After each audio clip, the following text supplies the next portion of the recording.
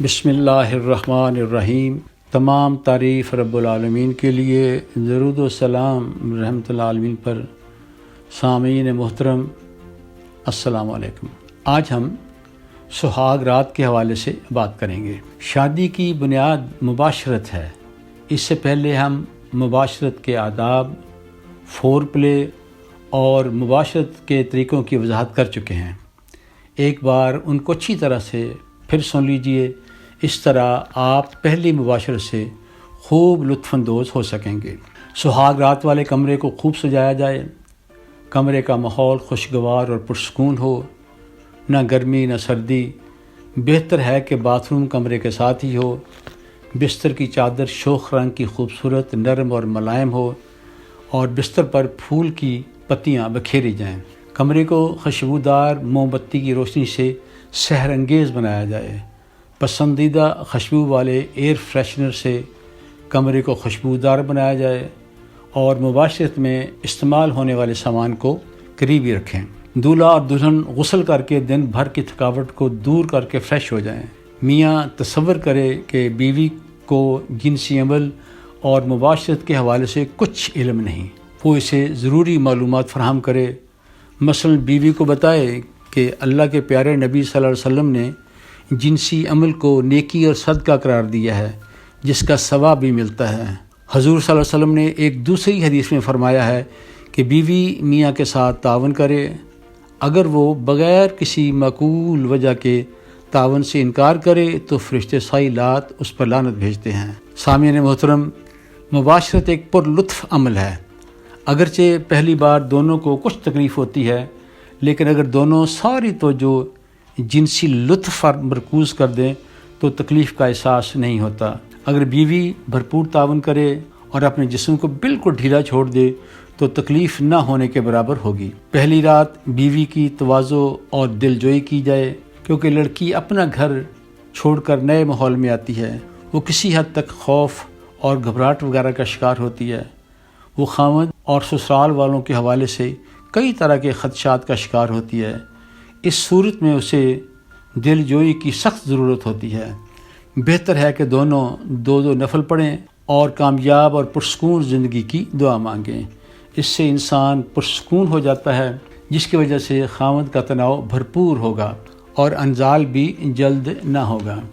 تاہم اگر خاوند کو صورت انزال کا مسئلہ ہے یا خوف ہے کہ وہ جلد انزال ہو جائے گا، تو ایسے افراد کے لیے ماہرین تجویز کرتے ہیں کہ وہ مباشرت سے 2 گھنٹے پہلے اپنی منی اپنے ہاتھ سے خارج کر دے۔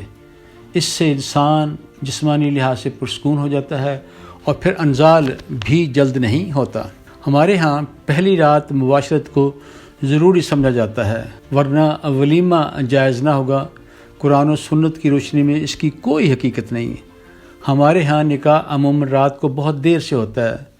دلہن کو گھر پہنچتے پہنچتے 2-2:30 بج جاتے ہیں، جس کی وجہ سے دونوں تھک کر چور ہو چکے ہوتے ہیں۔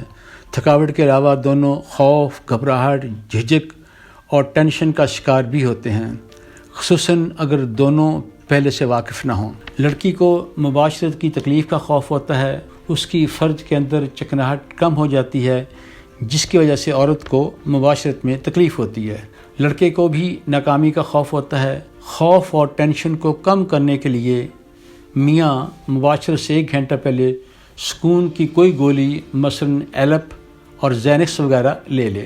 اگر بیوی کو بھی ٹینشن ہو تو وہ بھی ان میں سے کوئی گولی گھنٹہ پہلے لے لے۔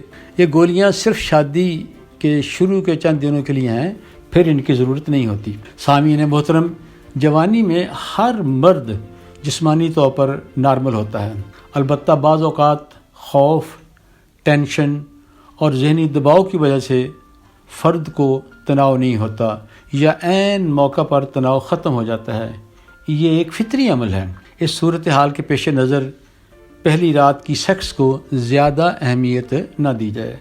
پہلی رات مباشرت نہ کرنا دونوں کے لیے مفید ہے۔ بہتر ہے کہ پہلی رات دونوں گپ شپ لگائیں، ایک دوسرے سے واقف ہوں، مانوس ہوں، ایک دوسرے کو سمجھیں، ایک دوسرے کی پسند ناپسند، جذبات و احساسات اور خواہشات سے آگاہی حاصل کریں۔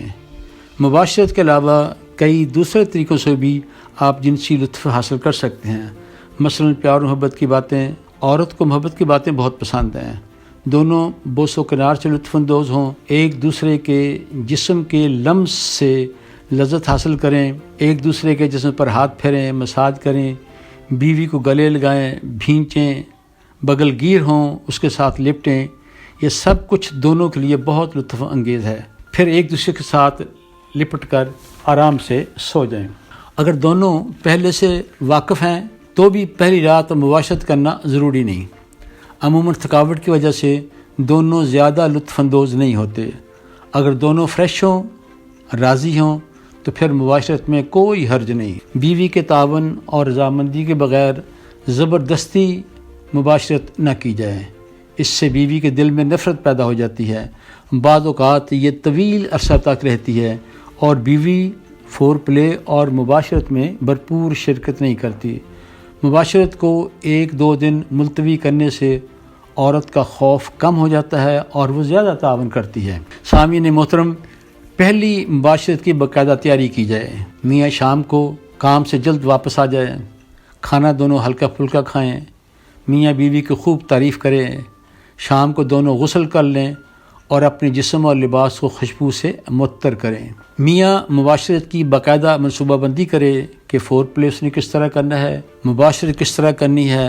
بہتر ہے کہ وہ تصور میں مشق بھی کر لے۔ پہلے کپڑوں سمیت بیوی سے پیار و محبت کریں اور پھر کپڑے اتار کر، پہلے اپنے اتاریں پھر بیوی کے۔ بہتر ہے کہ آپ اپنی شلوار نہ اتاریں، اسے صرف دخول سے پہلے اتاریں۔ اب اس کے پورے جسم کو مختلف انداز سے مشتعل کریں، پہلے کم حساس حصوں کو اور پھر زیادہ حساس حصوں کو۔ یہ فور پلے کم از کم 20 تا 30 منٹ کا ہو۔ مباشرت سے پہلے پیشاب ضرور کر لیں، اس کے علاوہ اپنے ذکر کو چکنا کر لیں، اس طرح دخول آسان ہو جائے گا۔